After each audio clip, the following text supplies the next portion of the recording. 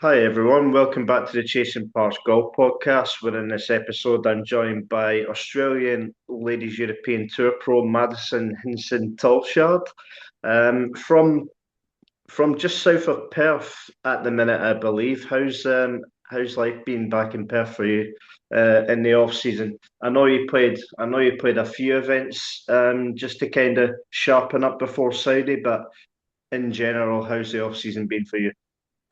Yeah, it's been really good so far. I had a couple of weeks off over Christmas, which was nice. Got to spend some time with family, and then went on a little getaway holiday with my boyfriend down to Esperance, which has like some of the best beaches in the world. And I've never spent too much time down there, but it was really cool to just kind of have a break from the clubs and just really enjoy myself. But then, yeah, obviously played two tournaments, kind of just to get back into the swing of things. And I'm now house sitting for my auntie, but also getting a lot of practice in between. So it's kind of been a productive but also relaxed off season so far. How was the 7 hour drive down to Esperance? Was there any arguments at all? No, which was good. There was a lot of snacks. The cricket was on, so we listened to the test match. I think it was the Boxing Day test match for the Ashes. We listened to that on the way down for the drive, and then on the way back, it was just a lot of country music. So yeah, no fighting, which was good. But yeah, it was definitely a long drive. Yes, so obviously you are a Perth native. For anybody, including myself, that hasn't been to Australia yet and maybe looking into going to Perth, how would you kind of describe it? Um, Perth, compared to a lot of the other Australian capitals, is a lot more relaxed.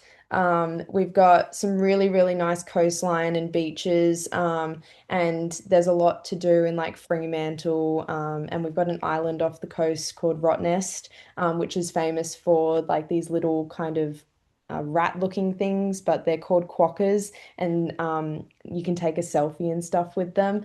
But yeah, Perth is a pretty cool place. It's generally got really nice weather and it's home for me, so I absolutely love it. And I'm biased. I think it's probably the best city in Australia. Obviously, you're going to say that. That's your home. It's your home city. So, I mean, Yeah, I love yeah. Perth. It's really good. I After spending 4 years in college, I loved college, but coming back and now living and basing myself back in Perth, yeah, it's definitely probably the best place. I mean, Perth in general for a golfing hotspot is pretty good at the minute. I believe do correct me if I'm wrong, but I do believe it's yourself, Kelsey Bennett, Kirsten Rudgley, and obviously Hannah Green's from Perth as well. So pretty good.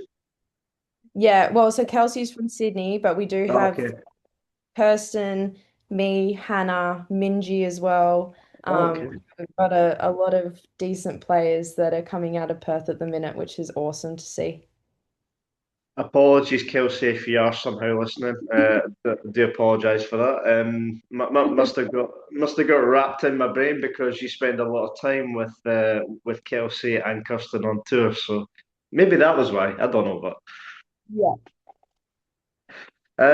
right. So your couple of events in 2026 so far, back in Oz. So tie 39th at a very windy Victoria Open in Melbourne, you were saying off there, and a fifth back at home at the WebEx series in Perth. How would you kind of describe them two performances to start this year before obviously you start on the Ladies European Tour? Yeah, they were both pretty solid events overall. I was definitely really happy with the WebEx in Perth. I played that last year, and I didn't actually make the cut last year. So to actually make a cut at home was really nice. And to have family out there supporting and everything is always great. So a little bit more motivation behind that, which was awesome. And then yeah, went to Victoria and played the Vic Open, which was the first time I had been back there in like 7 or 8 years. And yeah, the weather just turned it on for us. We had a lot of wind. The gusts got up to like 80 kilometers an hour, so it was very testing at times. But I mean, everyone was in the same conditions. So Lydia got the job done at even par, I think it was, or one under. So she did fantastic. But yeah, it was definitely a very testing week of golf. Yeah, no, massive big up to Lydia Hall for getting the job done. Definitely. Yeah, like just on Melbourne, like you were saying, how windy, etc. Is sounds like a normal day in Scotland, to be honest. Yeah, probably. I've never been to Scotland, but I could imagine the weather was pretty similar to that. I mean, maybe not as cold as Scotland, but in terms of the winds, definitely probably up there. So Yeah, and that golf course is kind of a links style golf course. Probably not true links like the Scottish golf courses are, but it's probably as close to links as you'll get in Australia. And yeah, it was very, very testing. So, going on to the Ladies European Tour coming up this year, the schedule is obviously out now. You're going to start in Saudi Arabia for the first time going to Saudi. How much are you looking forward to that? And I mean, not a bad place to start with a 5 million prize fund. I was just joking towards the end off fair that if you win that, you're pretty much sorted. Yeah, it's definitely a cool place to start the year, and obviously our biggest prize purse for the year as well. But I was looking at the entry list earlier in the week, and there's some pretty cool names that are going to be there as well. So strong field, good prize purse. I think it's going to be a really fun week. I've never been to Saudi, so it's another new place to tick off my list. I'm going to be staying with Kirsten and Kelsey, so that's obviously going to be a lot of fun. But yeah, I think it's just a good way to kickstart the year and hopefully get the ball rolling early and have a good finish and carry that into the rest of the season. Yeah, yeah, that week in Saudi when you're staying together. Yeah, don't be like, remember that Scottish guy with a podcast. Like, we've all done some sort of like interview with him. So yeah, no, Kelsey and Kirsten, hope you're well if you are listening. So yeah, Saudi, obviously massive event. You mentioned the entry list, etc. Like, you've got some of the best players on the LPGA Tour playing that event as well. So in terms of a test, like for your own game compared to some of the best LPGA Tour players' games, it might be a good learning experience, definitely. Yeah, I think it's going to be a good week as well, just because I'm actually having a professional caddy for the first time as well, which is going to be great because I'll have that experience to go along with quite a big week. So yeah, it's changed the format this year with the Aramco event. So instead of having the team portion, it's gone to 4 days. Where it was only 3 days before, and I think that's going to be a very different kind of feel to the events. It's going to feel more like almost like a major because the prize purse is so big and you've got Yeah. a lot bigger players coming into play as well. So I think it's going to be a good week to kind of see where my game's at, what I need to work on, and hopefully it's a good week all round. But hopefully I learn a lot as well from having playing with some really good players and also having the professional caddy as well. So so with the format change for the Aramco Series events this year, is there a part of you? I know you've only played a minimal amount of the Aramco Series events, but is there a part of you that maybe will miss the team aspect in some way? Yeah, I think so. I really enjoyed playing the team part of the events just because it was something different throughout the year. And I was lucky enough to play on Celine Boutier's team in Houston. So that was a really cool experience. Just because obviously she's very successful. You can ask questions, learn from people like that. And it's kind of fun because although you're competing against each other, you also want the team to do well, so you're cheering for one another when people make birdies and everything. So Yeah, I think it's going to be a different feel to the events. I think they're going to feel a bit more intense. The team event for the first 2 days always felt kind of relaxed. So yeah, I think it'll be different, but I'm excited that it's going to be 4 days and like a proper tournament. And then, as a proud Aussie, how excited are you for the 4 week stretch after that in Australia back home? How good is that going to be for you? Yeah, I think that's going to be a really fun stretch as well, especially at the beginning of the year, because that's kind of important to get off to a good start and having those events at home and not really having to travel too far, considering we have to travel quite a long distance throughout the rest of the year. It's kind of nice to have those four events and now adding the Australian Open into the mix, which is going to be great. Hopefully, the weather holds up for us this time and we don't get any cyclones or anything canceling events like we did last. Yeah. Um, but yeah, I think it's going to be really cool to have those four in a row and kind of showcase the best of Australian golf and have all those players from Europe come down and support the events as well. Yeah, so the first event of the swing is at Wollongong. Obviously, played that for the first time last year, which was won by Mimi Rhodes in the end. Um, Definitely in terms of like the views, etc., right by the beach. Like even watching it on the telly at stupid o'clock in the morning in the UK last year, it definitely looked amazing. Yeah, it's a really cool golf course.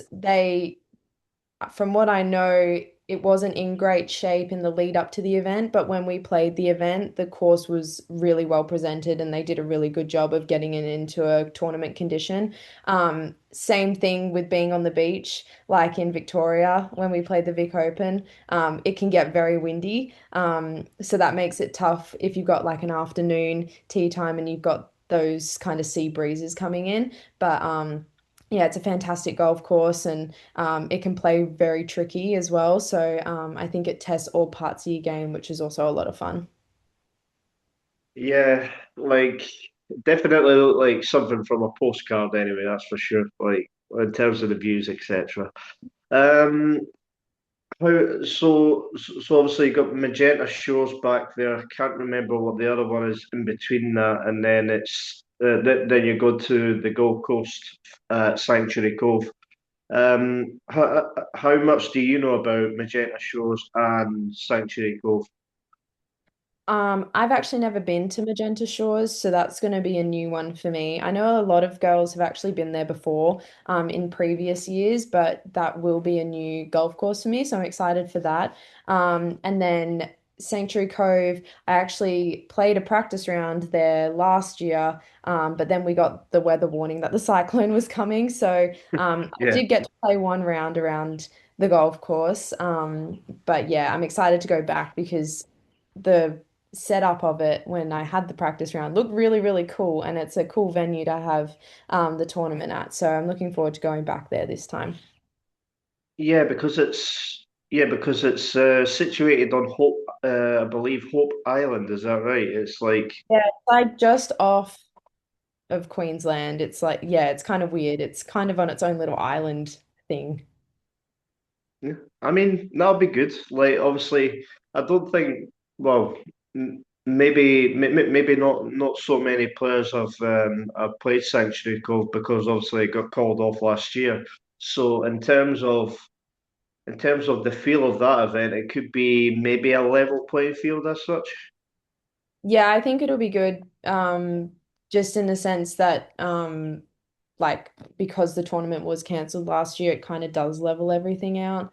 Um, I was lucky that I got that practice round in, but I got it in like very late in the afternoon on that Monday. And then we got the message on the Monday night that everything had been cancelled and everything. And it was like evacuate and try and find a place to go and like shelter. So I actually ended up flying home back to Perth, and then flew back over for Coffs Harbour the week after, which ended up being delayed as well because they got the rain and all the flooding from the cyclone. So yeah, it was a pretty hectic 2 weeks, those events. But I think this year, fingers crossed, the weather stays away from us.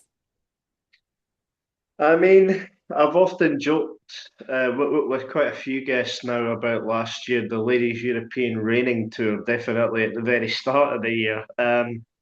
Come on, you've got to have a little bit of luck with the weather this year, surely. Yeah, it kind of became a running joke between all the players that it's not an LET event unless there's some sort of rain. Just because it like Yeah. every tournament we went to, we had at least one day of rain. So fingers crossed this year hopefully doesn't rain as much, but it just seems to be a trend that the rain follows wherever the LET goes. I can't I can't remember it remember it being raining in Tenerife, if memory serves me correctly. But yeah, No, Tenerife was actually probably one of the only tournaments that we had like a whole week of really good weather. yeah. Yeah, I mean, it's one of them things. It must be frustrating as a golfer, with all this rain pre-event, and then obviously you got to prepare in the rain and just got to kind of grind it out. Like, how frustrating is that for you as well? I know obviously last year was a rookie year for you, but it still must be frustrating. Yeah, it can get frustrating at times, especially when there's rain predicted for like the practice days and then there's not going to be rain during the tournament days, because you're kind of preparing in different conditions to what you're actually going to get. So the greens react differently. Like the fairways obviously are going to be a lot softer when it's raining and stuff. So when the tournament days do come around and you're getting more run and roll, it makes it a little bit more difficult, but I mean, everyone's in the same boat, so can't really whinge and complain about it too much. But yeah, it can get frustrating at times if it's every single tournament that you're dealing with the rain. So, is there any tournament in particular on the schedule that you've looked at that you're really excited about going to? Um, there's actually three tournaments I'm really excited about this year. I'm really excited for Mauritius. Well, Cape Town and Mauritius. My mum's birthday falls during Mauritius, so she's actually coming with me to that, which will be a lot of fun. What a treat that is. I know, I'm super excited for that. It's her 50th birthday as well, so it's a big one. Wow. Then I'm really looking forward to the Scottish, just because I've never been to Scotland, never played on like proper links golf courses or anything like that. So I'm super excited for that. And then the Italian Open as well, because I went to Italy like 12 years ago with my family for a holiday, but I've never been back to Italy since. And I just love Italian food, so I'm super excited for that as well. So you were kind of joking off air that obviously last year's holiday destination was Tenerife, and Yes. and now this year's holiday destination instead of a golf course is going to be Mauritius. Quite nice. I'm very, very much looking forward to Mauritius. My mum's booked this really nice Airbnb on the beach as well, so I think it's going to be a great week. Yeah, like in terms of these like holiday destinations as such, I'm putting it as holiday destinations because technically they are. But like obviously you're there to do a job, but at the end of the day, like if you're going to Mauritius, you're gonna just enjoy the week in general, aren't you? So, Yeah, well, I'm lucky that I'm staying like I think 2 extra days after the tournament finishes as well, just so I can enjoy being on the island, and being with mum for her birthday and everything. And then I'll fly straight to Europe after that. But yeah, at least I get a couple of days to kind of do something on the island after the tournament's done. yeah, I mean, worst places in the world to be, I guess. Yeah, a lot worse. So as we alluded to at the very start, you're from Perth in Australia. We've obviously we've already gone into what Perth was kind of like, but in terms of like your childhood, etc., growing up in Perth, I take it was a great time for you. Yeah, it was really cool.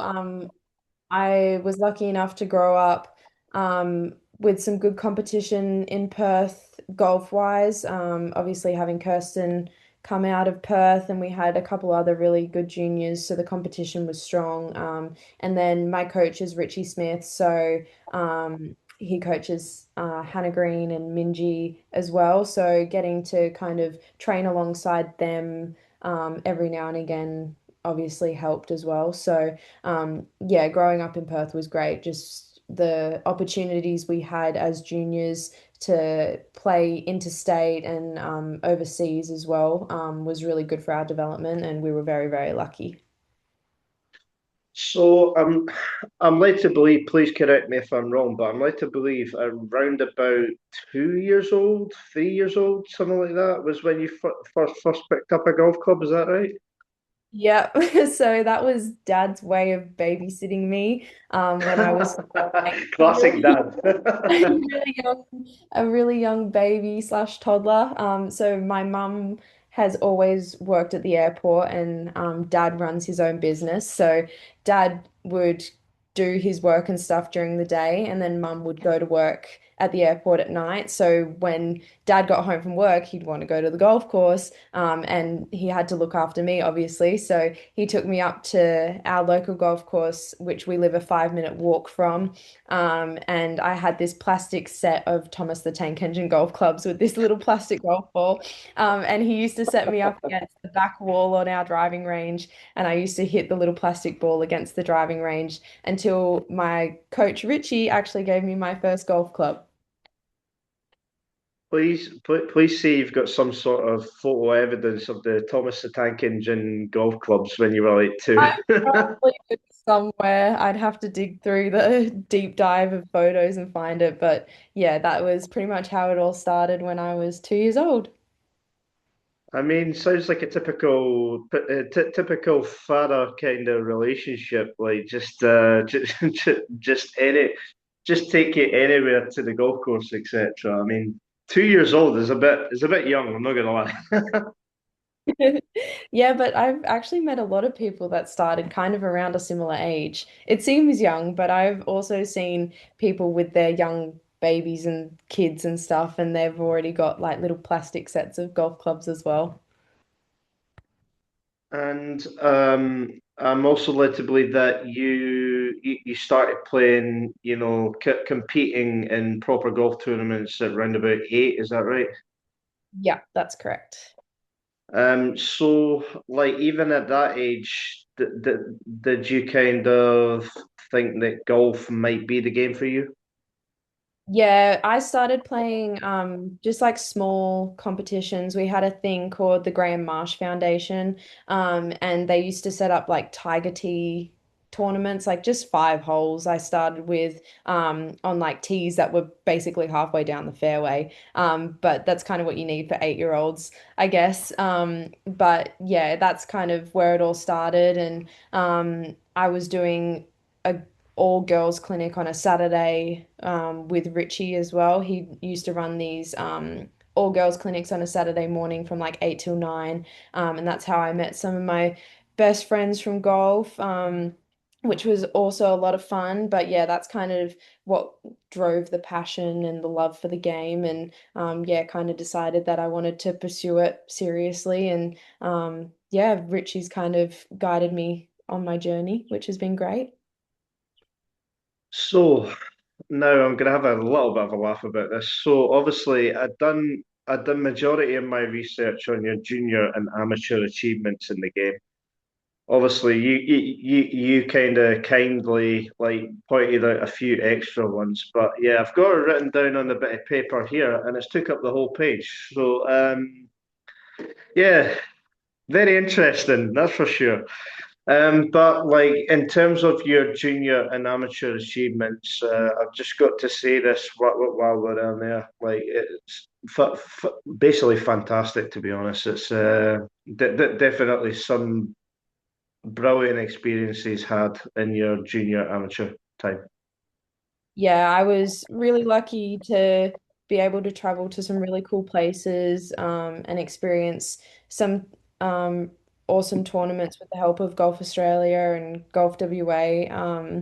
Being in the junior state team at a really young age and kind of going through that program into the like women's state teams as well, and then getting to travel and represent Australia was also some amazing highlights of my junior career. And I got to continue doing that as well when I went to college and did my university over in the States. So yeah, I'm very grateful to Golf Australia for giving me those opportunities to go and travel and see some really cool places around the world. So obviously the list of achievements is literally endless. No offense, is literally like right down the whole page. I'll try and condense it down a little bit, but we'll start off with the three times in a row winning the Srixon Junior Championship. So the first one was at 13 years old. Um, like, so talk us through specifically winning it for the first time at 13 must have been like, wow, what an achievement that is. Yeah, I remember that like it was yesterday, and it seems crazy that that was like over a decade ago now. But we played it at Wanneroo Country Club, and Hira Naveed was probably the top player in Western Australia at the time, junior wise, and like she was winning everything. And it was a 2 day event, and I remember going out and shooting even par in the first round, and I was leading by a couple of shots, and I was like, oh my goodness, like what is going on? And then having to go back the next day and try and back up such a good round from that first day. I actually had my great grandmother come and follow me for both days, which was crazy because I think she was like 91 or 92 at the time, and she was walking around this golf course, and it was kind of crazy. And yeah, I ended up, I think, shooting like three over the second round, and winning by a couple of shots. And that was my first ever proper tournament win as well. So, yeah, that one sticks in the back of my memory like it was yesterday. So, like, even at that tender age of 13 years old, like, how do you kind of look back on it now, thinking what basically, basically at the time, like, how do you kind of process what you kind of achieved? Like, did it take time, or did it kind of sink in straight away, or like, I think I was just kind of shocked, to be honest. I mean, being that long ago, I don't really remember. I just remember being so overjoyed that I had finally actually won a tournament, especially a tournament of that caliber within Western Australia. So, yeah, that was kind of a cool way to start a run of wins that I had within WA, and then to go and um, defend that title the next year and then go back and three-peat it was even cooler because I think the second year I won it alongside Minwoo. So it was pretty cool to have my name on there three times, especially because there's some awesome names on that trophy as well. so when you done the three-peat, so 2015, 2016, 2017, did you feel like $1 million Australian? But you must have. Yeah, it was pretty cool to go and three-peat it, but I think one of the other cool things is my sister actually won that same trophy a couple of years later. So not only is my name on that trophy, but my sister's name is on that trophy as well. So I think that's pretty cool. So talking about representing Western Australia, you've done six times Western Australia junior teams. You were the captain of one win in 2018, and you were four times Western Australian women teams as well. So, like, in terms of the teams aspect, specifically for Western Australia as well, where you're from, I take it they were extremely proud moments every time you kind of represented Western Australia. Yeah, always the state team and the interstate series was something that we all looked forward to every year as juniors growing up. Being a part of that team and competing for the state was a really cool experience. And to be the captain of it, I think I was the captain in 2018 and 2019 of the junior teams. That was a really cool experience as well. And then having our win as a team in 2018 was really cool, just because you get to have that excitement with all your teammates and everything. So we did that in Perth, so a win at home as well. So we had lots of support. and everything was really, really cool experience. But yeah, getting to represent WA in our bright yellow team uniforms was also something that was really cool growing up.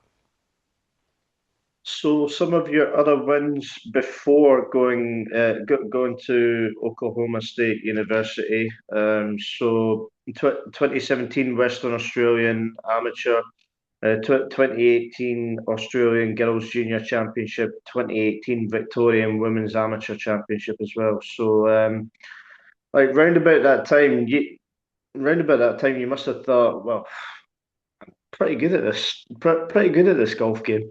Um, like specifically the Australian girls, that must have been a massive one for you, definitely. Yeah, that was my first Australian wide win. Even though I did that in Perth, that was still probably the biggest and probably the achievement I'm most proud of as a junior.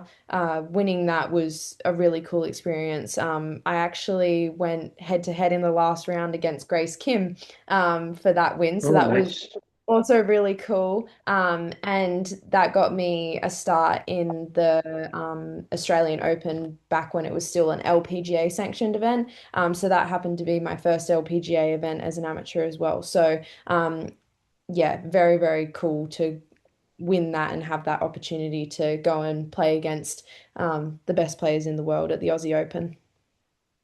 And in 2019, you were the runner-up at the IMG Academy Junior World Championships as well. So, to play prestigious golf tournaments like worldwide again at that time, must have felt like it was a massive achievement, like even to kind of play in these kind of tournaments as such. Yeah, it was good to be able to go over to the US and start competing in some of those bigger events. Playing in Australia is great, but the caliber of golf in the US and even Asia and stuff is very, very competitive. So yeah, having those experiences when I was only like 16, 17 was good for my development as well because I got to kind of see where my game was at and what needed to be improved.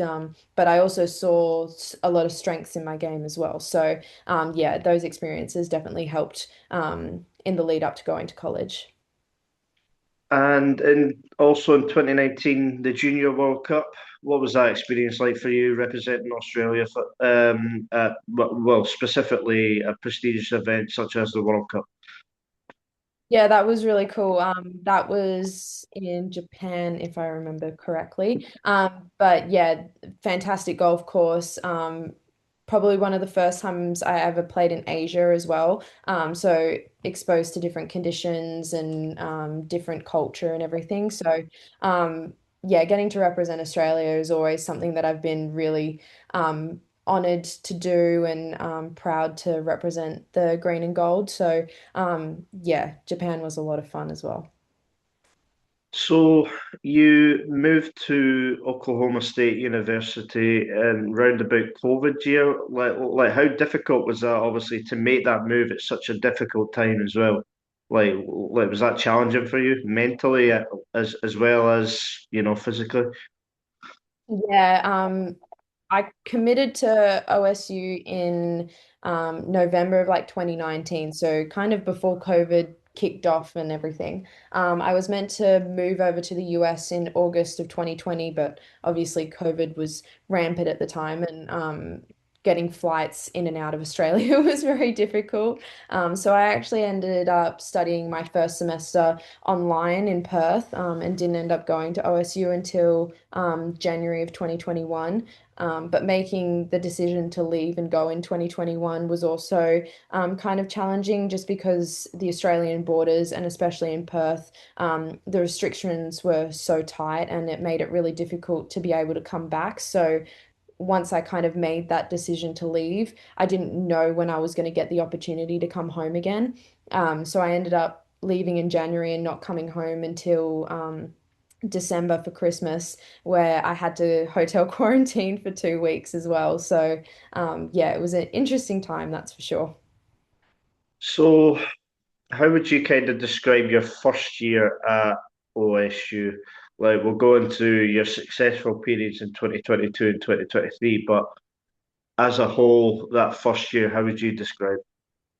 Um, the first year was very, very successful from a team standpoint, also individually as well. But we had some amazing players on the team. Competing in the final of the national championship and coming runner-up as a team was amazing. Just I'd never kind of felt the passion and camaraderie of like a team environment like that.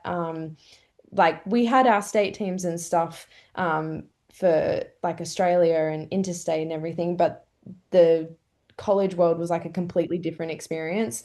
And it was just so cool to be a part of that and feel like the energy that everybody had. We had our whole team travel to that national championship. So we had so much support and yeah, it was a really, really cool experience. And then when we started my first semester, my second year, we went on a run of like I think 4 wins in a row as well. So we were very competitive, obviously winning the team event a lot, and we were constantly pushing each other to be better as a team because we had so many good players. So I think that really helped my game kind of jump forward in a way. I actually forgot to ask you how the move to Oklahoma State kind of came about, and was there many offers on the table, like in terms of different top universities? Yeah, there was quite a few. I went on a official visit to Virginia in the summer of 2019 when I was over in the States playing some amateur tournaments.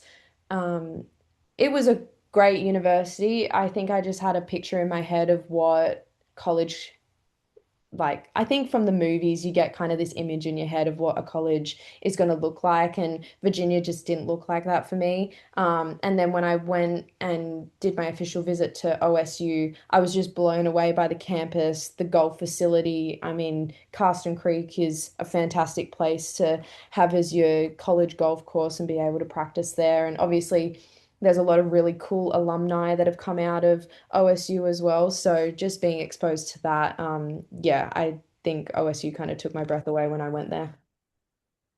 Did you ever imagine, you just briefly mentioned there about like how you kind of imagined American colleges and universities to be. Did you ever imagine like, oh, it's just like party central, etc., like spring break parties and all that stuff?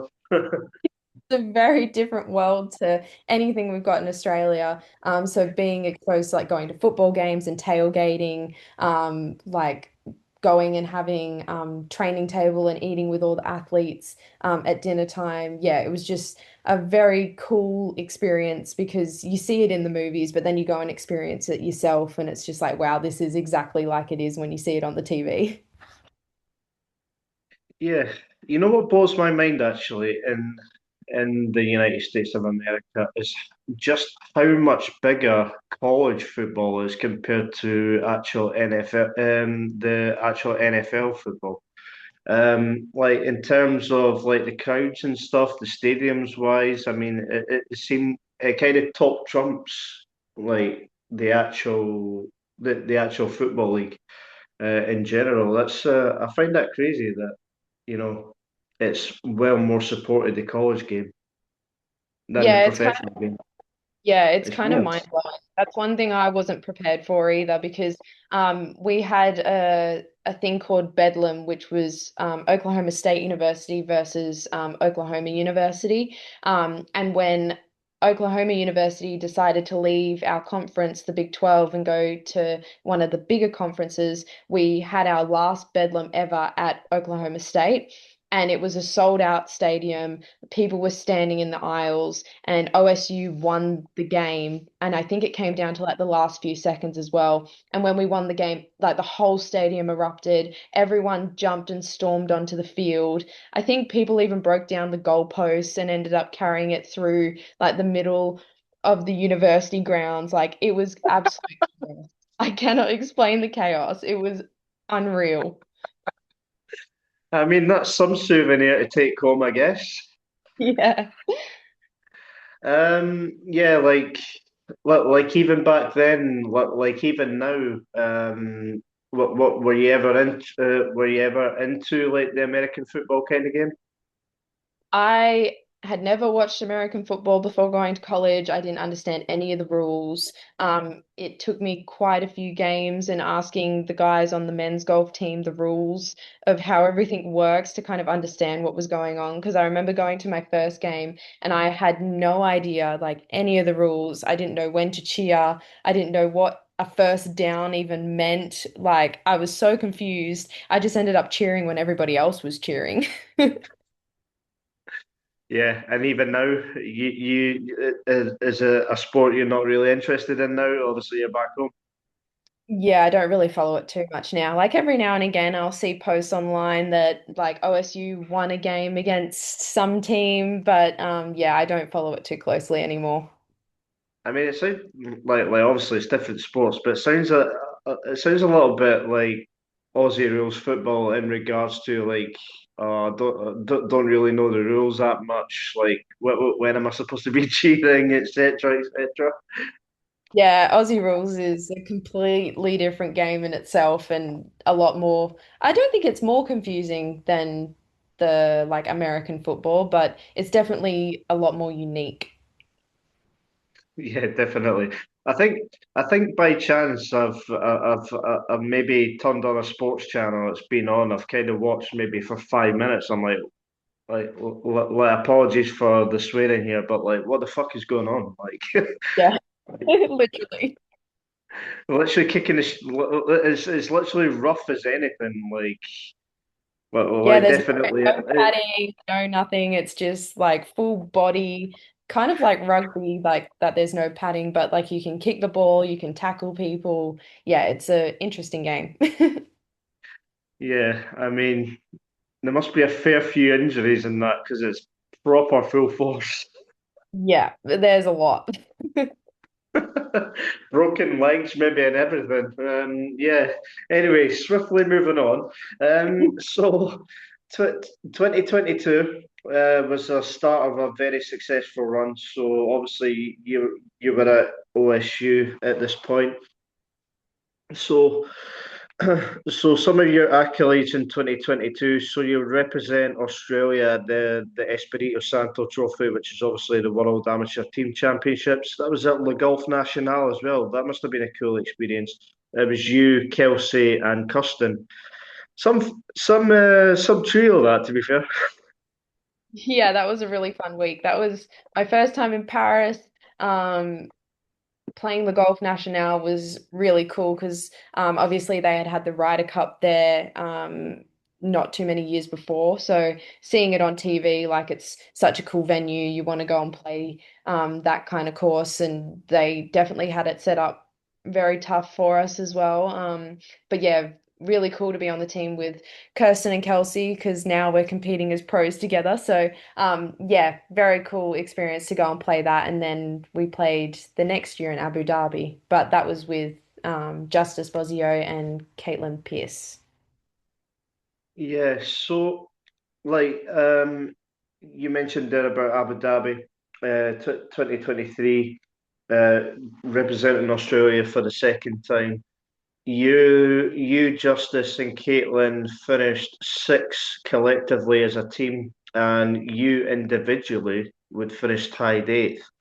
Just how cool was that experience, and how did that kind of differ between the two at Le Golf National in Paris, and obviously Abu Dhabi Golf Club in the Emirates? Um, yeah, both really cool in their own way. I think the one in Paris was probably my first like major representation of Australia besides the Asia Pacific Championship.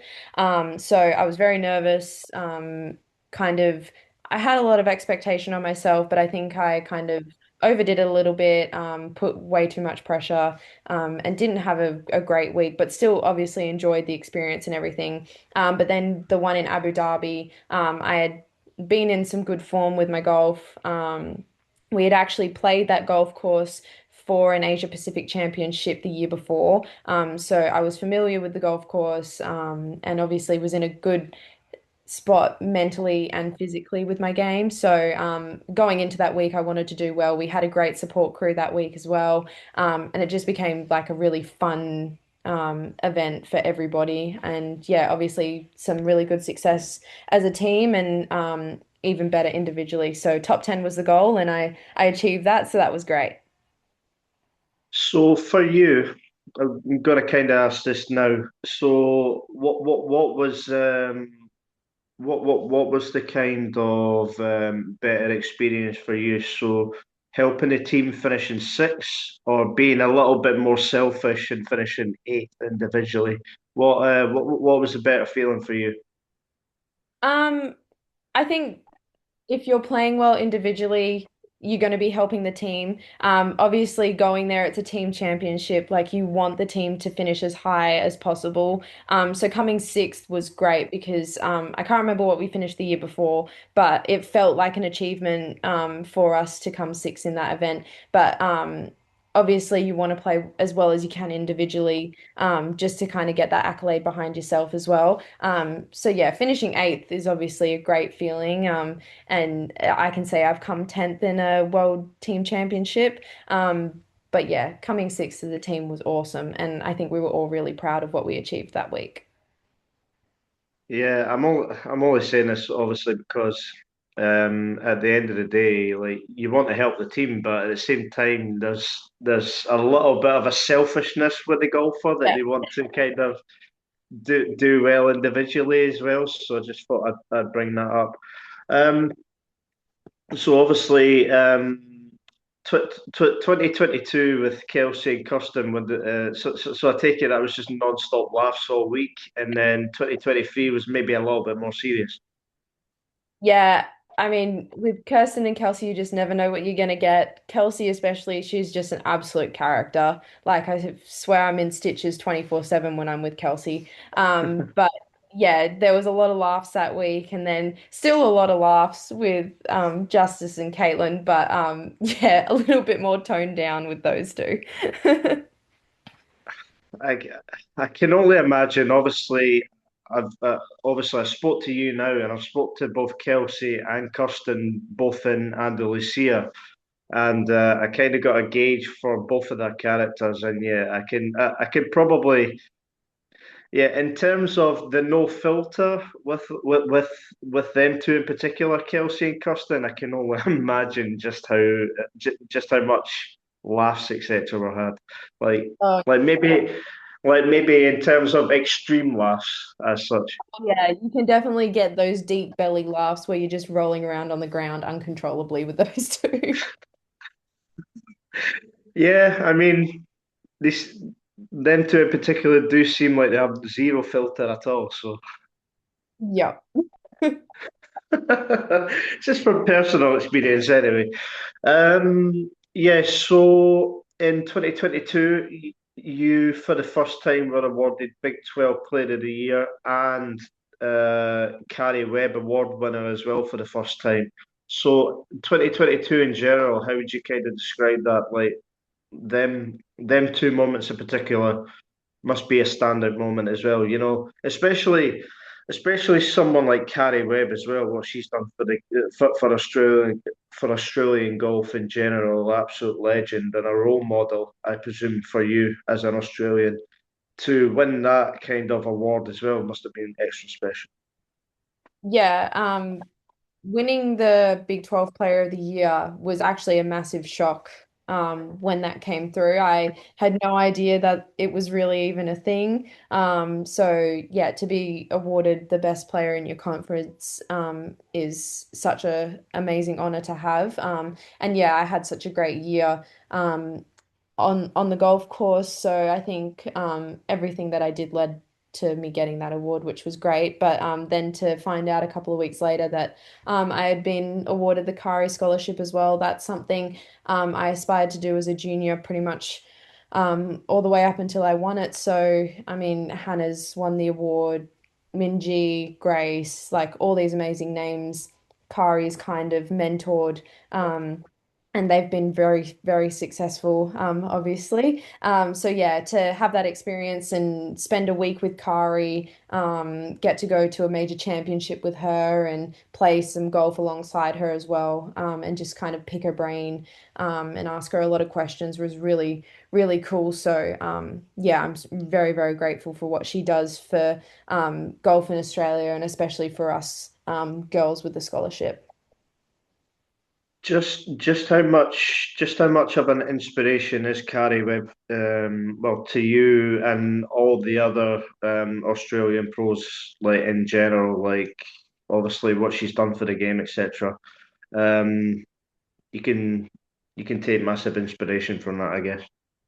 Yeah, she's an amazing golfer, an amazing person. She's very humble and down to earth as well, and she's always willing to help players that need it. And you can ask her all these questions, and she'll give you awesome answers and insights into how she went about things and how she got to the success that she had. So yeah, she's been great for a lot of different girls and players in Australia and helping us along the way when we need it. So I think having a role model and an idol like her is really encouraging for a lot of players. Now, 2023, would you say deep down that was your most proudest year, like in terms of everything that you achieved in 2023? Would you say that's the year you're probably most proud of? Yeah, definitely. I think that year as a whole, consistently playing good golf and yeah, that was just a year that feels like ages ago and a bit of a blur, but when I look back on it, like so much happened in that one year. Yeah, so like as we alluded to in 2022, you yet again won Big 12 Player of the Year for the second time, and also the Carrie Webb Award for the second time as well. You played in the 2023 Augusta National Women's Amateur Championship, which must have been an amazing experience. You also played the US Women's Open at Pebble Beach, of all places, as well. Like that also must have been an amazing experience. Um, so actually, like obviously, playing playing the Augusta National Women's Amateur Championship is obviously a massive achievement, but I imagine playing at Pebble Beach, the US Women's Open, you must have been super nervous, I guess. Like massive. I think nervous was an understatement, but yeah, that was such a cool experience. When I qualified for that, I was so excited and pumped to be able to go and play. We played a college tournament there a couple of months earlier, so I had been to the course and played quite well in the college event, but then going back there and playing it in a US Open setup was just a completely different beast. Like the fairways had been narrowed so much that the places that I was hitting it off the tee in the college tournament compared to where I needed to be in the US Open was very, very different. Obviously, the US Open played a little bit longer as well. So, yeah, having that major championship experience was very humbling. I'd been playing some really good golf in the lead up to that and then kind of got destroyed by the golf course. But I mean, the lessons I learned from being in that situation and how to control my nerves and being behind some of the best players in the world was such a cool experience. And one of my goals for this year is to play in more major championships. So there's a lot of motivation to get back there. Would you say that Pebble Beach is up there with one of your favourite golf courses? Oh yes, definitely. I've pl been able to play it 3 times in tournaments now, and I always love going back there. Just it's so iconic, and know how many people love to see it on TV when the pros play it. And there's some iconic shots from like Tiger back in the day, and everything. So being able to go and experience it myself and say that I've played 2 college events there and a US Open is really, really cool. Yeah, and like the views from Pebble Beach onto the Monterey Peninsula, does that ever get old? No, I think when I was there in the US Open, I was counting how many otters I could find in the water. Holes 4 through to like 9 or 10. I was just counting how many otters I could spot off the coast as I was walking along the edge. Uh, I mean, at least they'll probably be having a good time while you're kind of getting wrecked by the golf course, I guess. So, Yeah, it was kind of a way of keeping my mind off things, to be fair. But yeah, that became a fun game during the tournament was counting all the otters that I could see. so individually, you won the 2023 Big 12 Women's Championship. Just how big was that for you as well? Like, but before we get into the team stuff, to win a prestigious event individually, prestigious college event. I mean, what was the sense of feeling like then? I can Um, only imagine you're like, wow, I've actually won this. Yeah, I was really, really motivated to win that event in particular because I had my mum and dad there that week. So it was really cool to win a college event and have mum and dad there because they didn't get to go to many college events. I think it was like one of like three that they actually got to go to. So yeah, having mum and dad there was really special. And then obviously winning the team portion as well was really cool. But I just remember being on the 18th and I had to get up and down to win outright on my own. And I had like a 40-meter shot and I put it to 6 foot and I literally had missed every 6 footer that I had had like that whole round. And it was a left to right slider. And it lipped in on the low side. And I've got a video of all my teammates behind the back of the green with me holding that putt and everyone just erupting and being so excited because obviously we had won the team, but winning individually as well. Yeah, it was really, really cool.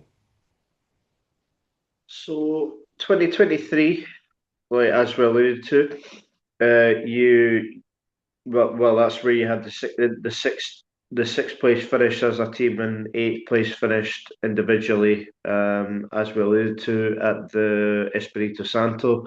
You also played in the 2023 Palmer Cup as well, the most prestigious collegiate event, well, team event, in my opinion. From memory, what was that experience like? And obviously playing alongside the likes of Julia Lopez Ramirez, Lottie Wood, Chiara Tambolini, Lorna McClyman, Kaylee McGinty, Caitlin McNabb, Lauren Walsh. I mean, what was that sense of, togetherness like that week? I take it at the Palmer Cup, everything is just like in immaculate condition.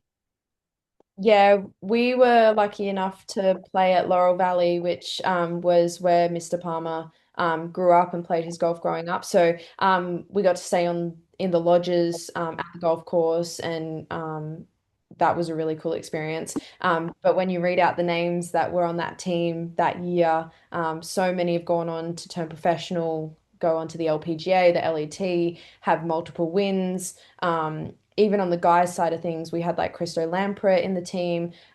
Christian Maas was in the team, and he's still an amateur in college, but just came 10th on the DP World Tour last night. So, yeah, we had so many cool people on that team, and it was an interesting kind of dynamic because you all come in to the week not really knowing each other. Like you've played against each other in college tournaments, but especially on the guys' side of things, the girls and guys don't really know each other very well. But our team became so close so quickly. And even though we didn't end up winning the team side of things, I made so many new friends and I now play on the tour against a lot of them. So we've got that shared experiences, which is really awesome. Who would you say from that Palmer Cup team is the most passionate? I think from personal experience, watching it in person, I'd probably say Lorna, to be honest. She's a little bit fiery. Like no Yeah, disrespect to Lorna McClyman, she's a very lovely person, but like in terms of like when it comes to the heat of the battle, she's quite a passionate, fiery character. Yeah, she definitely has a lot of fighting spirit and obviously playing with her a couple of times on the LET last year. Yeah, she came in as one of the girls that didn't play in college. So a lot of us didn't even know who she was. But yeah, she came in with so much passion and obviously wanted the team to do very well. So yeah, she was a cool player to have on the team, but on the guys' side of things, like the guys were always following the groups that were still trying to finish and win their matches, and they got all of us girls involved, and we were all cheering everybody on. So as a collective, like the support that we had from the team was just crazy. It was an awesome, awesome experience. Yeah, like regarding Lorna, sorry. Yeah, I mean she's Scottish. Obviously, she's she's going to be a bit of a character. So, Yeah, yeah, she's been fun. yeah. So overall, an amazing experience had, specifically, Arnold Palmer's kind of birthplace as such, like where he played up, where he grew up. Sorry. Yeah, that was really cool because I think the year before they had traveled internationally, but the year that we played, it was in the US. But to be able to go and kind of see where he grew up, we went to I think his original house as well, and he had like his golf club collection, which was just thousands and thousands of golf clubs. Like it was mind-blowing how many different golf clubs he had, and getting to see all the old like tapes recordings from like the Masters and US Opens and all that kind of thing, like on these massive tape recordings. Yeah, it was really, really cool to kind of go through the history and see everything. And you also played the 2023 Patsy Hankins Trophy as part of Team Asia and Pacific. Um, yeah, that's kind of like the amateur equivalent to, basically what the Solheim Cup kind of is like in regards to the team format, etc. But obviously, in the pro game, I don't think that there is kind of, um, US versus kind of international, is there? Really? I don't think Yeah, there is there? it was Europe versus Asia Pacific. Okay. But yeah, it's like the same kind of setup as the Solheim, which is kind of cool because as Australians and Asian players, we don't get to play in the Solheim Cup. So having kind of an amateur version where it's Europe versus the Asia Pacific was really cool because you have that it was kind of the same setup as the Palmer Cup as well. So you're playing a foursomes and a four ball and an individual portion as well. So yeah, it was cool to do that. And it was my first time in Spain as well. So that was a lot of fun. Yeah, speaking with Avani a couple of weeks ago, she mentioned how much she enjoyed that as well. So it was you, Shannon Tan, Avani Prashant. Yeah, like quite a few decent players that were on your Asia Pacific team. But just briefly looking at the European team, I mean, you got Kaiser Arwithiel, you got Helen Bream, Maya Ortingren, Lottie Wood, Patience Rhodes, Beth Coulter. I mean, pretty strong European team. Oh yeah. I look back on the teams that I played against and some of them were just stacked and I mean the Palmer Cup I played on the quality of golfers that were in those teams as well like we were very lucky to be able to play against all those players and it's cool to now be a young professional and playing against a lot of them on the tour as well. Now, before we go into all the pro stuff, I want to ask you a brief question here in regards to obviously there's so much, world international talent in the world of golf right now, especially in the women's game. Like, surely there has to be consideration soon to have like USA versus like Team World and in some sort of, team format. What's your kind of view on that? Like, would that be something, to like be it well, one, be immensely proud of, and second of all, it'd be a massive occasion because, imagine like Nelly Corda versus Gino Titicun and like, Sunday singles at like, you know, like the equivalent of the Solheim Cup. It's Yeah, definitely exciting. Like, I love is that to have something. something that you would, is that something that you would possibly like to see? Oh, I'd love to have something like that because I mean, obviously, traditionally, it's always been the US versus Europe in Ryder Cups, Solheim Cups, that kind of thing. But when you've got your number one player in the world at the moment is from Thailand, and then a lot of the Korean girls are obviously very good. You've got a lot of the Aussie girls that are very good. Like we don't get an opportunity to play in the Solheim Cup or anything like that, and be a part of those team events. So the only thing we really have is the international crown, which the Aussies did win last year, which was awesome.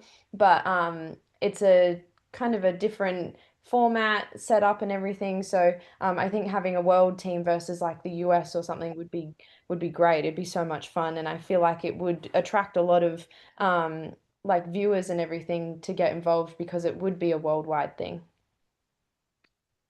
I think the only reason why the offer isn't on the table is because the US would be absolutely petrified. Yeah, I agree. I mean, could you imagine?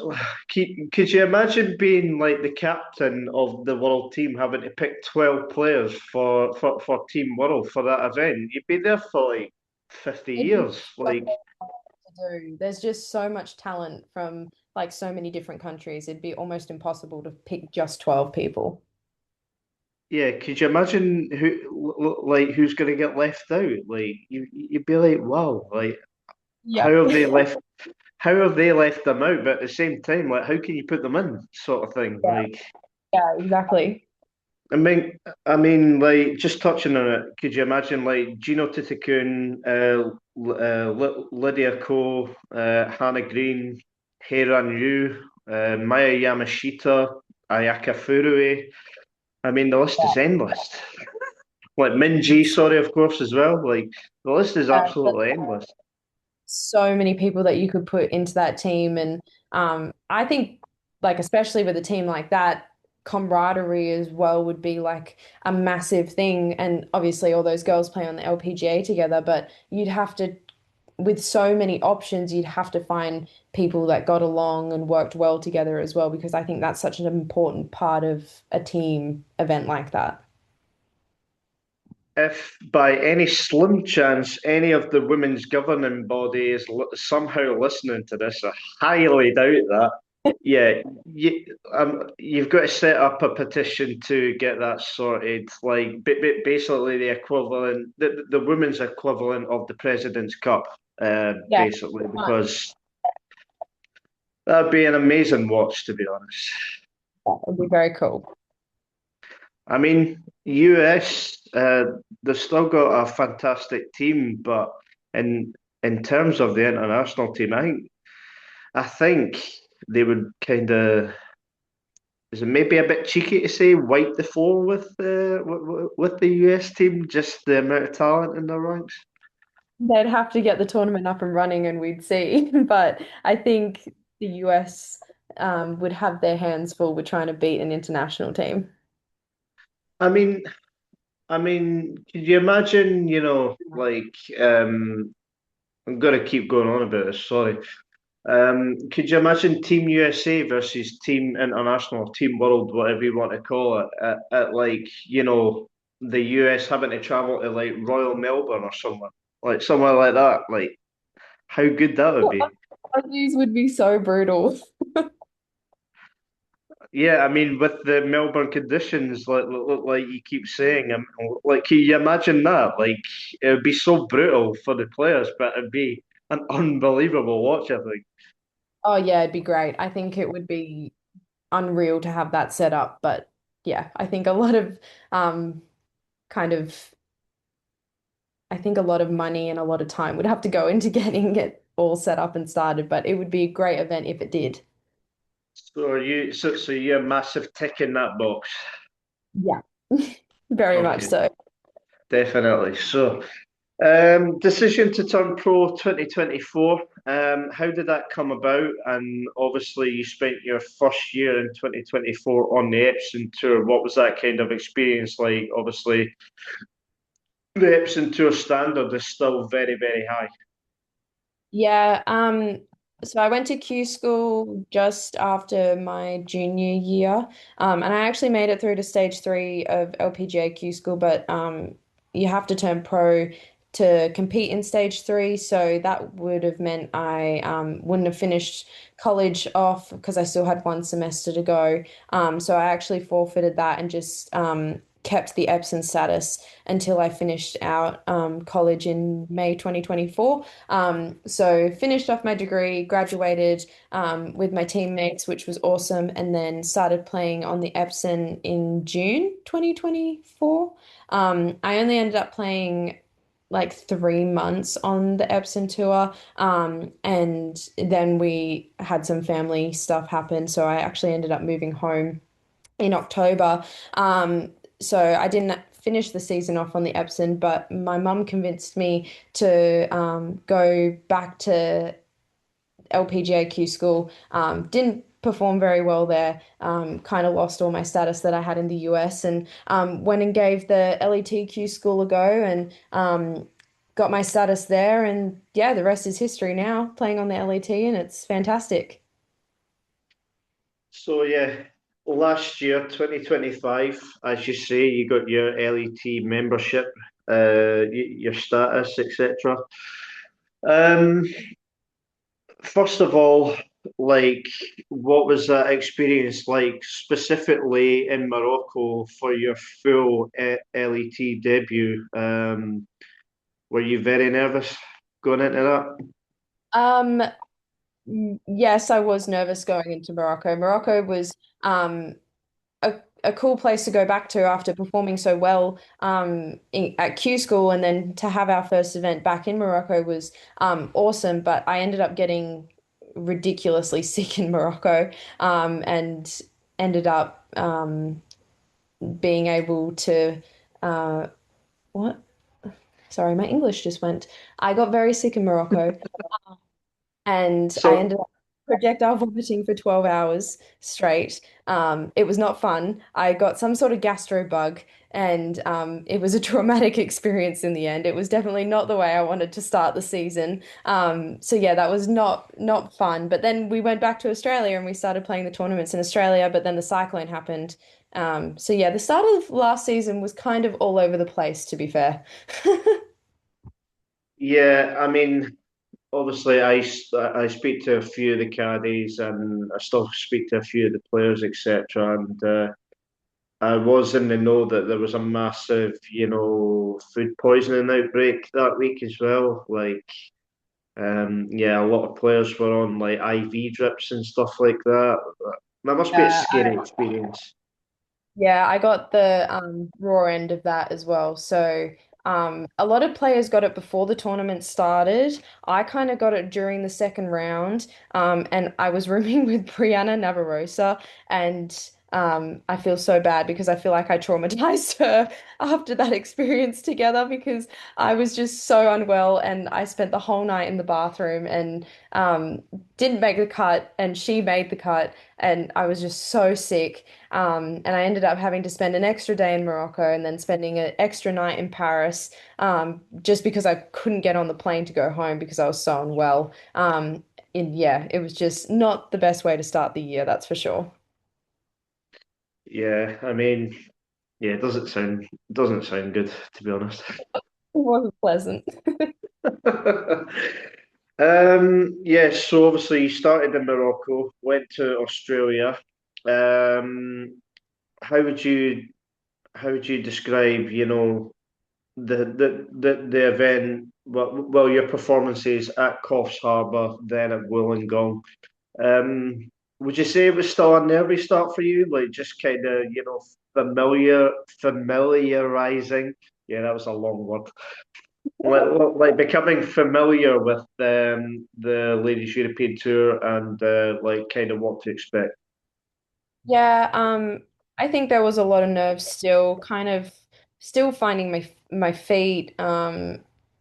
Obviously, playing on the Epson, it's very different because you're in the US. I was familiar with the US at the time. And then coming back and playing on the LET, and you start with events in Australia. And as an Australian, you want to do well at the Australian events. And I didn't perform well in those events. I missed the cuts in those, and it definitely wasn't the start to the year that I wanted. And I felt like it put a little bit more pressure on the tournaments that followed that. So yeah, it was definitely a hard way to start like my first full year as a pro, but I also think I learned so much from those tournaments, and I was able to take that into the tournaments that followed, and I had more confidence in myself, and I felt like once I made one cut, it kind of just flowed on from that. Yeah, so obviously after Morocco, then then the Australian swing, then the South African swing, got into the European swing where where your performances start to elevate. So I mean, 34th at the Jabra is a very tough course and it's pretty respectable. But like after that, you went eighth at the Tenerife Women's Open. So your first top 10 on tour. A ridiculously hilly golf course, and yeah, and like as a test in general, Tenerife was a very tough golf course. 17th at Hulencourt in Belgium, 14th at the German Masters. I don't know why I had to think about that when I've got it written down. 31st at the KPMG Irish Open, 11th at the Hills Open, and third, and your career best third at the Lassay Open. How would you describe that kind of run from May to late September? Yeah, I think I found a lot of consistency in my game. Once I had made that first cut, there was also a lot of confidence that came from making that first cut. I was lucky that my boyfriend came over and caddied for me from Hulencourt through to the Irish. So I had 4 weeks with him on the bag. Not a golfer, a professional golfer himself, but very knowledgeable. In the golf kind of scene. He plays hockey, field hockey for a living, but he's a bit of a golf nerd. So having him on the bag as well, I think helped kind of keep me calm. I played some really good golf with him on the bag, so I think that helped moving forward. And then going to Lycea and coming third there. I think that was kind of a bit of a light bulb for me that, hey, I can compete really well out here. And like I found a lot of confidence in myself after that, especially after starting the year off quite poorly. I think it was cool to kind of have that third place finish, especially because I was by myself as well. I didn't have a proper caddy or anything. I just had a local caddy for that week. So it was cool to kind of trust myself and trust in my game, and have that third place finish. And it took a lot of pressure off the rest of the year because I'd got myself high enough in the order of merit that I didn't really have to stress too much, which was nice. So before we properly go into this here, just want to touch upon Tenerife because, like, okay, I've made numerous jokes about like how hilly the golf course is and how the conditions were, etc. Ridiculously hilly golf course, but you know, we laughed and joked at the very start about obviously it felt like a little bit of a holiday for the players in Tenerife. But like, how did you find the whole Tenerife experience, and how did you find Obama as a golf course? Um, Yeah, it was a great place to host a tournament. We stayed in the apartments that were on the golf course. I was in one of the apartments with there was six of us, so it was a bit of a party house, which was kind of cool because we had it was me, Kelsey, Michelle, Thompson, Charlotte Lafar, Ellie Givens, and Lorna was actually there as well. So the six of us in a house was so much fun for the week. But I think when I got the course book and the 10th hole said like -40 on the slope, I knew I was in for a treat with how hilly the golf course was going to be. It definitely made to be a very good challenge, that golf course, just because you had to think so much about the slopes and how they were going to affect your shots. But I like the challenge when it's like that because you have to think more and you have to pick the right clubs. And yeah, just the whole kind of island vibe was really a cool week. And we actually had a lot of nice weather, so I think that helped as well. What what nine did you prefer? Did you prefer the more challenging walk of the front nine, or did you prefer the kind of, well, it was still quite hilly, but well, downhill then uphill, but the back nine as well. Um, I think the back nine had a lot more interesting holes on it. There was a bit more water involved, and a couple of really funky greens. So I think the back nine I really enjoyed more, but the front nine was just so hilly that most of the time I was just trying not to die walking up the hills. How do you think I feel, man? I had my little electric buggy, and even my electric buggy was struggling to get up the hills some days. And I was like, oh my God, how am I going to get up the hill if the buggy can't even get up there? Yeah, I mean, there was quite a lot of use with the electric buggies that week, to be fair. Yeah. They were definitely needed. Yeah. Um, do you feel like it's a little bit of a shame that it's not back on the schedule this year? Yeah, I was sad not to see it back on the schedule. But I don't actually know why they took it off the schedule, but I think they've added some really cool tournaments. So I think that's going to make up for it not being there, which will be good. Yeah, definitely. I absolutely adored the view from the 11th, down by the 11th green, like where you can see like the mountain in the background and stuff like that. It was just pure Mediterranean Sea. It was incredible. I loved it. It was awesome. Eating breakfast every morning and looking out over the ocean and down onto the golf course. Yeah, that was just a really cool event. And I'm sad it's not on the schedule this year, but I'm looking forward to the other events that they've added. Um, I know it was a 31st at Carton House, but you know, for the first time, I believe playing them kind of conditions, kind of links style golf course. What was that kind of experience like for you? Especially having to deal with, you know, what Ireland throws at you majority of the year, which is heavy rain and winds and like four seasons in the one day. Yeah, I loved Ireland. Ireland, well, Dublin as a place was amazing, and the golf course obviously was stunning. But yeah, the weather conditions, like it's what I expected, obviously going to Ireland. But when you're in the middle of summer and you've got like rain coming sideways and you're trying to play golf, like it's very, very difficult. But yeah, definitely a new challenge going to Ireland and playing that kind of golf course. It was cool to kind of be exposed to a new style of golf. Yeah, it was just a really cool week, and they look after us so well at that tournament. The support that the locals give to the event, and you've got crowds of hundreds of thousands of people. Like, yeah, it's really, really cool to kind of be involved in that event, and it kind of feels like a major in some sort of respect, but just like a smaller version. So, yeah, they do a great event, the Irish at the Irish. Yeah, so the event at the Sella Open is often advertised as one of the best on tour. Did you feel like that was the case that week as well? Like in terms of like the course and the surroundings? Yeah, obviously being a resort course, you stay on site, so it's very convenient. The golf course itself isn't like overly challenging. There are some challenging holes, but it's one of those places that you just need to plot your way around, and if you put it in the right spot, like you're going to have a good score and a good week. they definitely look after you very well. The food for breakfast and lunch is amazing. They have like a big opening ceremony, which was a lot of fun. But yeah, it's just a really cool week to be able to play. And obviously, it was my best finish last year. So I have a lot of good memories there and a lot of good vibes. I think I just like playing golf in Spain, to be honest. But yeah, I think it is probably one of our best events of the year. And a few of the latter finishes to kind of finish your year.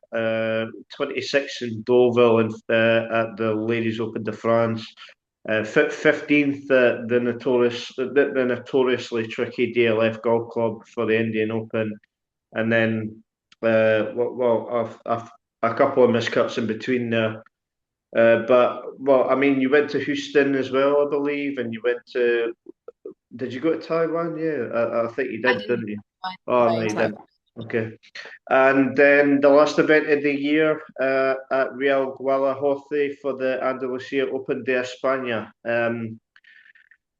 At Real Guadalajara, what was that? You know, obviously I was there. I know what it was like in terms of like the course and the surroundings, etc. But like as an event, was that an event that you enjoyed to kind of finish off the year?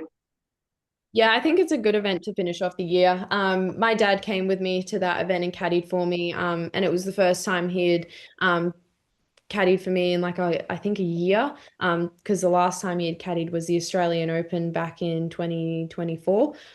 So yeah, it was cool to just kind of have him on the bag, and it was a pretty relaxed week. There was obviously like still pressure to do well, but like I'd already secured my card for this coming year, and it was kind of just go and have fun and finish off the year on a high.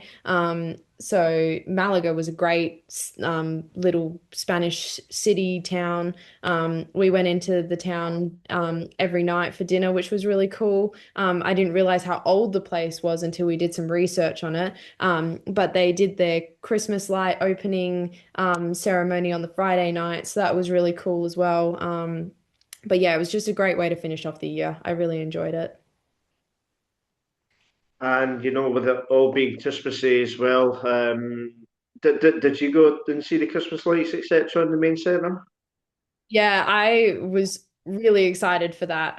I just love Christmas in Europe. I think they do it so differently to Australia because obviously it's wintertime. It's quite a different feel. But when we went into the town centre the first night and we saw all the Christmas lights being set up, we were really excited to see it all lit up eventually. And we found out that it was going to be on the Friday night, so we went into the main square and we didn't realize how popular and how many people were going to be there because most nights we had been Yeah. in, like, there was a couple of people having dinner and stuff, but it wasn't overly busy. And then that first Friday night when they turned all the Christmas lights on, there was thousands and thousands of people there, and it was a little bit overwhelming, but it was worth it because the Christmas lights were beautiful.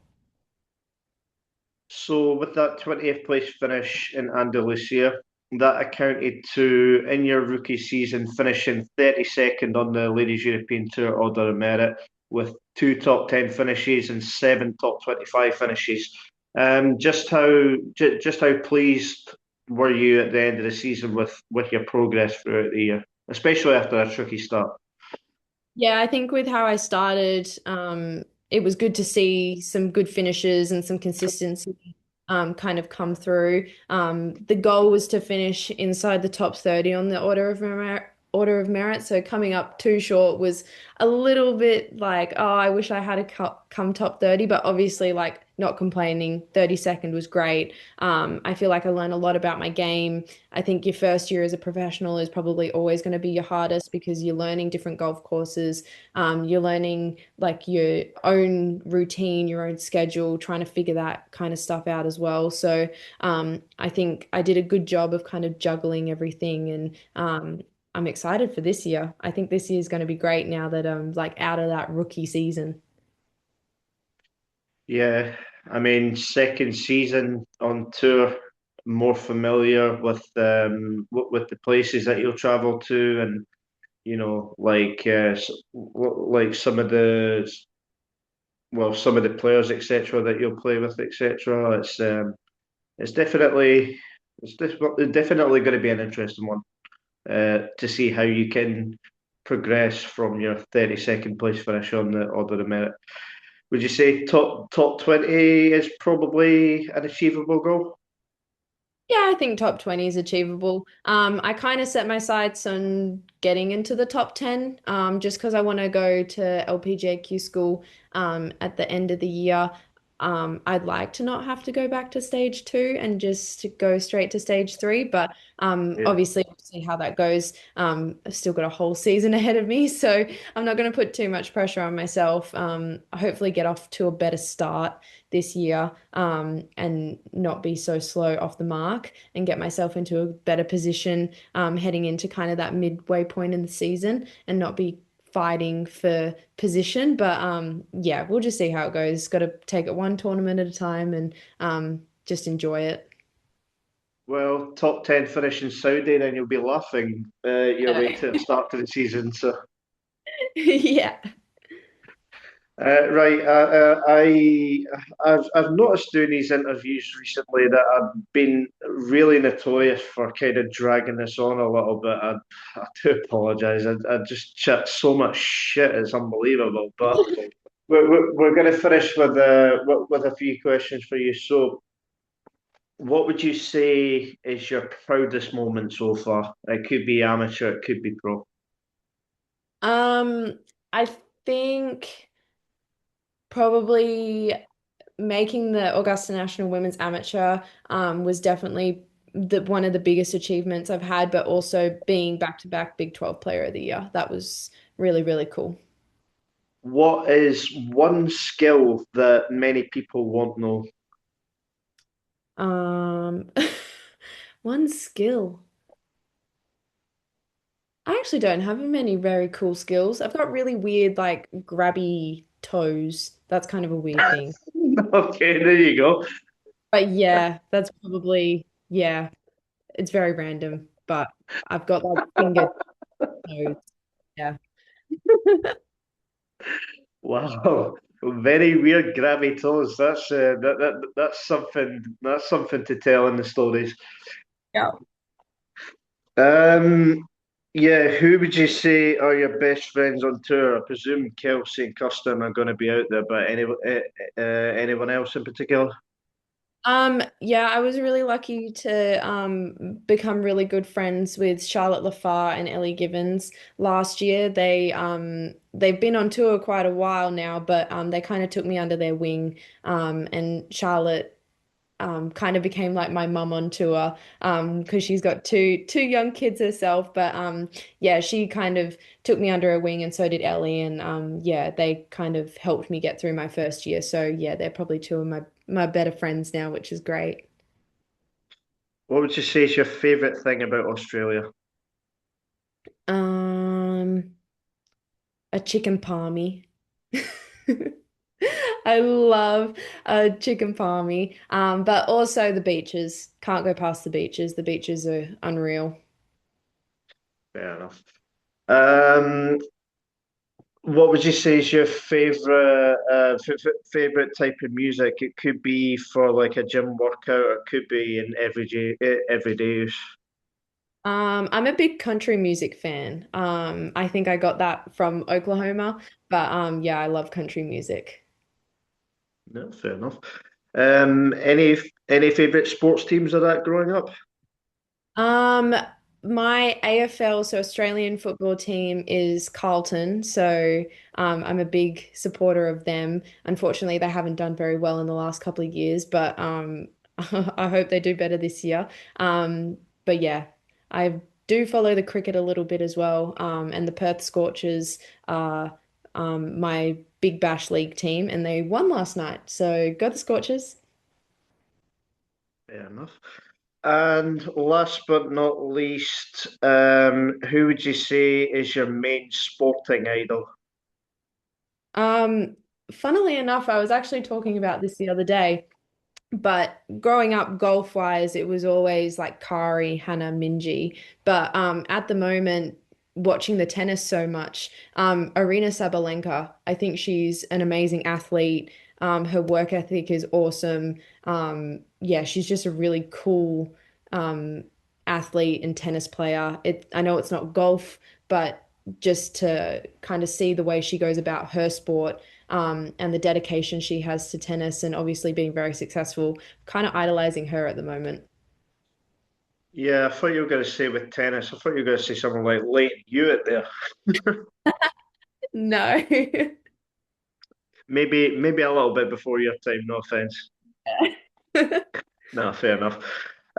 So before I go, I just want to wish you many happy returns tomorrow, which will be your 24th birthday. Oh, thank Happy birthday you. tomorrow. Thank you so much.